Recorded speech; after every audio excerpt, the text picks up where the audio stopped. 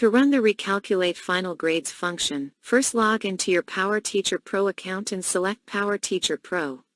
Click on the course list in the top navigation bar. Select the class for which you want to recalculate the final grades. Click on the Grading tab on the left-hand side of your screen and select Score Sheet. You will see the current final grades for each student in the class. To recalculate these grades, select the gear icon next to the current term and click on the Recalculate Final Grades button. In the Recalculate Final Grades menu, select the class or classes that you want to recalculate grades for. Select Traditional, Standard or both. To recalculate assignment scores, click the drop-down arrow next to Advanced Options and check the box to select Refresh Assignment Scores. Additionally, select Update Existing Standard Scores if standards were selected. The system will recalculate the final grades based on the grading scale and weighting that has been set up for the class.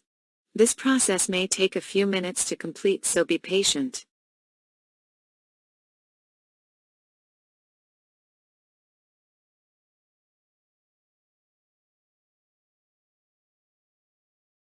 Once the recalculation is complete, you will see the updated final grades for each student in the class.